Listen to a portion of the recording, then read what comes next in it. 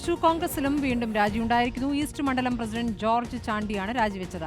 Mission ക്വാർട്ടേഴ്സിൽ സ്വതന്ത്രനായി മത്സരിക്കും. തൃശൂരിലെ പഴയകാല കോൺഗ്രസ് നേതാവും മുൻ കൗൺസിലറുമായ ജോസി ചാണ്ടിയുടെ മകനാണ് ജോർജ് ചാണ്ടി. തൃശൂർ കോർപ്പറേഷനും അസംബ്ലിയും പാർലമെൻറ്റും ഇപ്പോൾ നിരന്തരമായി നഷ്ടപ്പെട്ടുകൊണ്ടിരിക്കുകയാണ്. ഇതിന് പിന്നിൽ ചില വ്യക്തികളുടെ കൈകൾ മാത്രമാണ്. അവരുടെ വേണ്ടപ്പെട്ടവർക്ക് മാത്രം സീറ്റ് കൊടുക്കുന്നു. അർഹത എന്നുള്ളതൊരു ചോദ്യമേ അല്ല.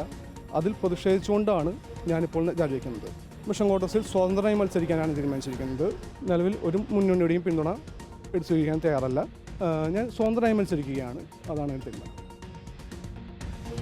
ജേസൺ ചാമളപ്പിൽ വിവരങ്ങളുമായി. ജേസൺ, ഈ രാജിയോട് പാർട്ടി എങ്ങനെയാണ് പ്രതികരിക്കുന്നത്? തൃശ്ശൂരിൽ തുടർച്ചയായി ഉണ്ടാകുന്ന രാജിയാണല്ലോ. സ്വതന്ത്രമായി മത്സരിക്കുമെന്നും പറയുന്നു. അത് തന്നെയാണോ ഇപ്പോൾ അറിയാനാകുന്നത്? മറ്റേതെങ്കിലും പാർട്ടിയുടെ പിന്തുണയുണ്ടോ?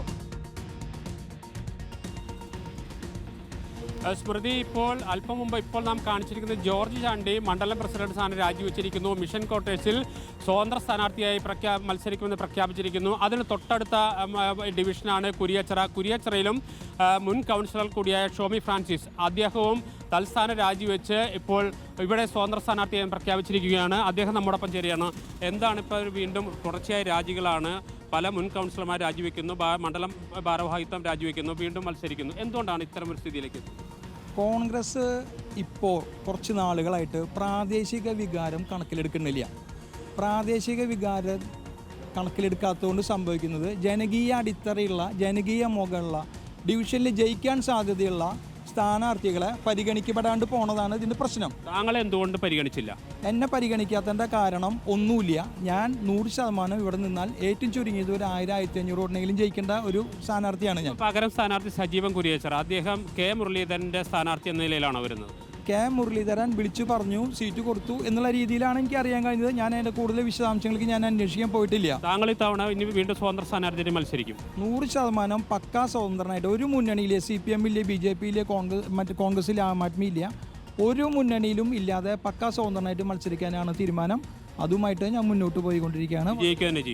വിജയിക്കാൻ വേണ്ടിയിട്ട് തന്നെയാണ് മത്സരിക്കുന്നത്. 100% എൻ്റെ കൂടെ വിജയം ഉണ്ടാവുമെന്ന് ഞാൻ ഉറപ്പിച്ച് പറയുന്നു.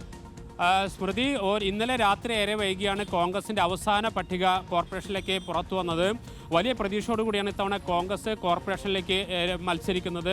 സ്ഥാനാർത്ഥി പട്ടികകൾ വലിയ പ്രശ്നങ്ങളൊന്നും തുടക്കത്തിലുണ്ടായിരുന്നു. പക്ഷേ അവസാനഘട്ട പട്ടിക പുറത്തു വന്നപ്പോഴാണ് മുൻ കൗൺസിലർമാരായ ഇപ്പോൾ ഷോമി ഫ്രാൻസിസ്, നേരത്തെ ജോർജ് ചാണ്ടി ഉൾപ്പെടെയുള്ളവർ പാർട്ടി സ്ഥാനങ്ങളെല്ലാം രാജിവെച്ചുകൊണ്ട് വീണ്ടും തെരഞ്ഞെടുപ്പ് രംഗത്തേക്ക് വരുന്നു. സ്വതന്ത്ര സ്ഥാനാർത്ഥിന് മത്സരിക്കുമെന്ന് പ്രഖ്യാപിക്കുന്നു. ഒരു മുന്നണിയുമായിട്ട് സഹകരിക്കില്ല എന്നാണ് ഇവർ ഇപ്പോൾ പറയുന്നത്. ഏതായാലും വരും ദിവസങ്ങളിൽ കൂടുതൽ പൊട്ടിത്തെറികൾ ഉണ്ടാകുമെന്ന് നമുക്ക് കാത്തിരുന്ന് കാണാം. സ്മൃതി.